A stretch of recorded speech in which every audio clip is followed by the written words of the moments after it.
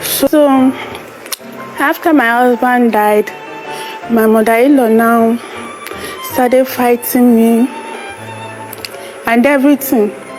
So they fought me, they collected everything. Everything I had, they collected it. So I have to go to Ogun State and stay with a friend there. So that was where I stayed. The little money I had, I started business. So when I started business,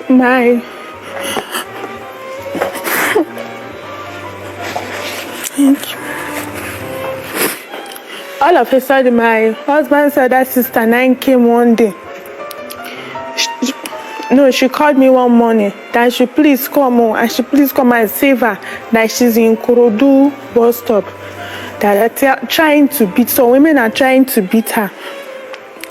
And I'll say they're trying to beat you, how manage, what happened? She said I should please come home, that I'm the only person that can save her. Not minding what they did to me.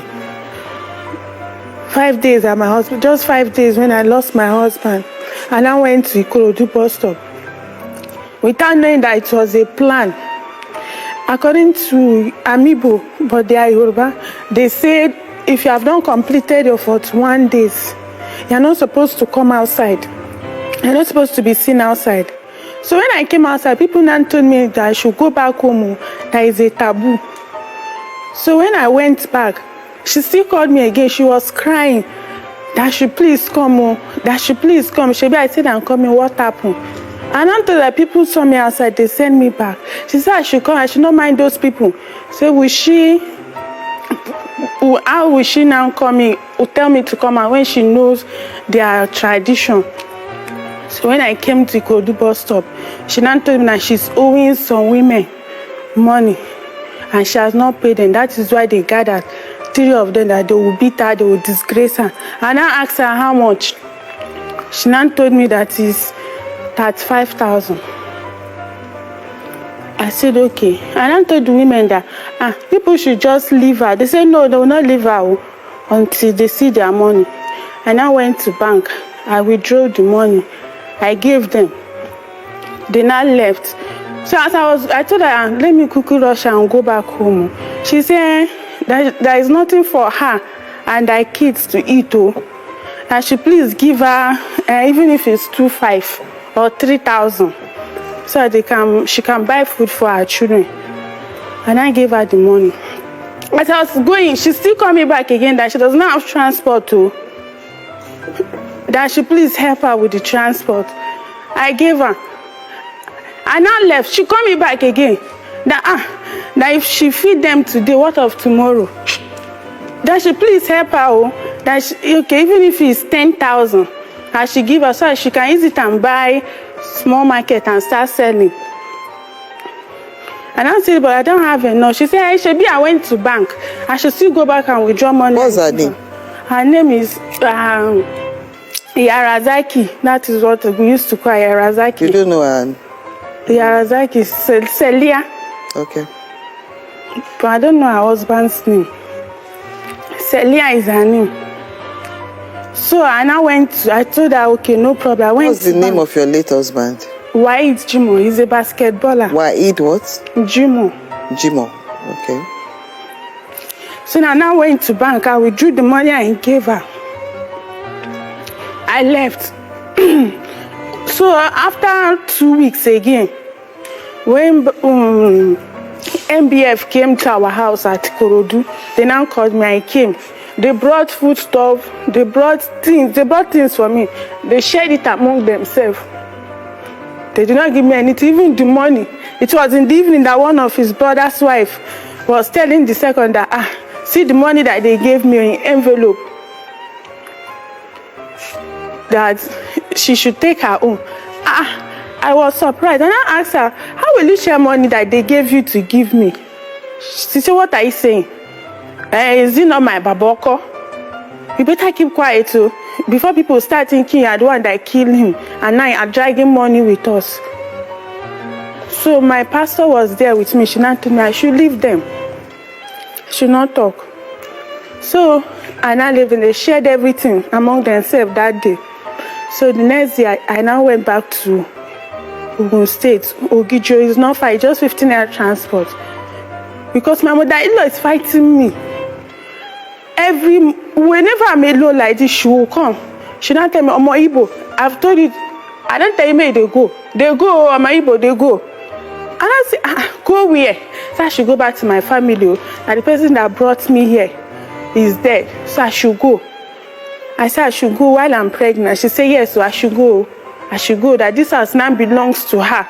That is her son's house. That she cannot drag house with me. I should better go now that I'm alive. Or else I will not like what will happen to me. So after my delivery, people started complaining. People started insulting them there. So they now told me that I should come back to my husband's house, and nobody's pursuing me. And I came back to my husband's house without my baby. This was just 2 days old. When I came back, after 1 week, she started the fight again. Every day she'll be fighting me. Every day she'll be troubling me. And I told her, Mama, please leave me alone. Let me just breastfeed this my baby. Once I'm strong, I will go. I will start my business. But please, let me be. Say no. That if I'm going, that I'm going alone. That she's going to collect her 2 grandchildren. And I told her, Mama, I would rather die than to leave these children for you. She said that I will die. That me, I must die. Because of what you see these children. That it's better for her to die than to leave these children for me. Everyday trouble.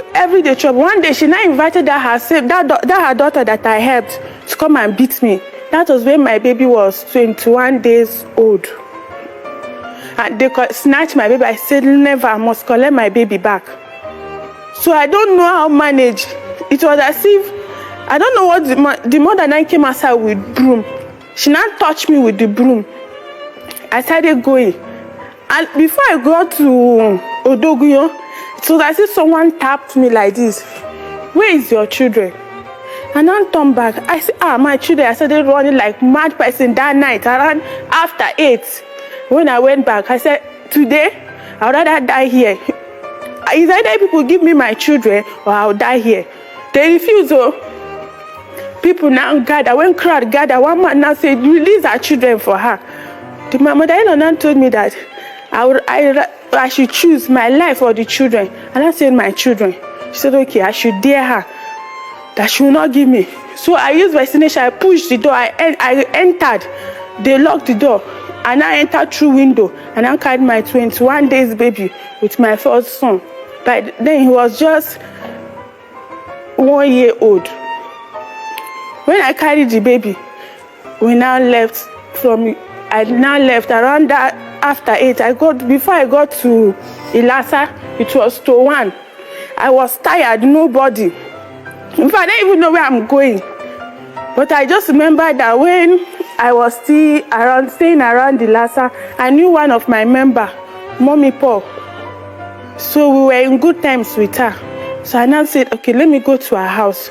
So when I got there, the woman was shocked to see me. She said, Jennifer, you with this small baby by this time. She now said, what happened to you? I explained everything. She said, it is well. So I started staying with them. But she and their husband, their son, they have just one room. They are staying in one room. Face me, I face you. And the heat there is too much. It's mosquito. So it's not easy for the newborn baby. In the night like this, I don't used to sleep. I will have to use something and be finding the 2 of. We'll talk from now till tomorrow morning. Yes. So I want you to highlight what exactly is happening. So the problem Tell me why you are in court. Yes, the reason why I'm in court is nowhere to stay. I now met one guy. His name is Ayodeji. He promised to help me. He now took me to Festac, one uncompleted building there. When he took me there, he said I should be staying here during that lockdown. So that was where I was staying till early this year. He now told me one day that his friend is having birthday, that I should follow him. I should follow him and say yes. Where all this while, where were your children? Where did you keep your children? They were with me. Okay. So I now followed him to the birthday. That was all I know. After 1 month, I started feeling sick. And I went for test. They said I'm pregnant. Pregnant, I'll manage. So when I came, I was telling my friend that see the result. Oh, she now said, how can you be pregnant? Do you have a boyfriend? I said, Shebi, it's me and you now. Which boyfriend? She was one that even told me that she would ask Sayo. When I asked Sayo, Ayo said, I did not know what happened. And I said, okay, I'm pregnant. Now, what do you want me to do? And I gave me 15,000 to go abort it. I said, Layo, I will not abort it. Oh. Why will he tell me to abort it? What if I die in the process? And he said, all the small girls I used to abort their pregnancy, did they die? I said, me, I will not do it. Oh. Me, I will not do it. Since then, he now abandoned me since that January till today. Now I'm 8 months and 2 weeks pregnant. I've not even registered for antenatal. I've not even bought any baby things. Even my children, I've not even put them in school. So since it's small business, household chores I used to do for people that I'm using to feed myself and my children. So the reason why I'm in court is I know he will hear me. I want him to hear me and come back and take care of me because he was the one that put me in this condition. You know where he is? I don't know where he is. I don't even know. At times, if I see him, he's one I used to call me Jennifer. So one day I stopped him. I said, this thing that he did to me, is it good? He said, yeah, I don't want to choose to suffer. Now, Shebi, I gave you money. You refused to abort it. So I don't have any business with you again. You have decided to suffer yourself. So you suffer yourself. I cannot take care of you and 2 children. I cannot father another person's child. That was the last word I heard from him. Since that, I have not seen him again.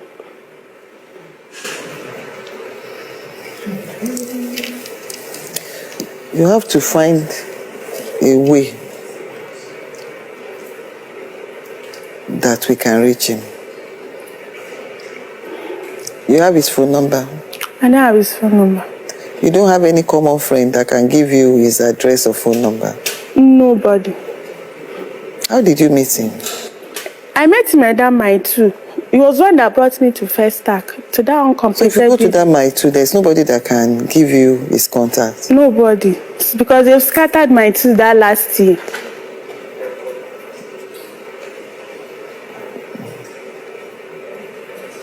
Your case is pathetic, but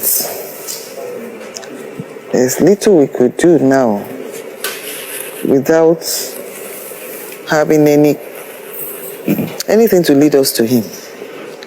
Order. You don't have his picture, you don't have anything? I don't have. It's rather unfortunate. Okay? Okay.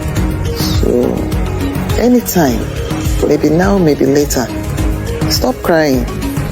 Then I'll tell you, I'm sure I don't really have to say a lot to you because you've gone through a lot and you've learned a lot of lessons.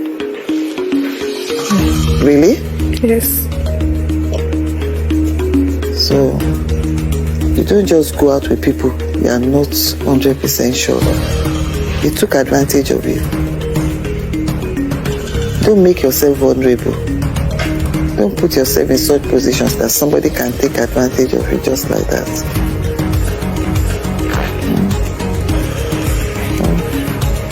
The court will assist you with 50,000 naira to take care of yourself and the baby. Thank you. Okay. So, I'm striking out this matter.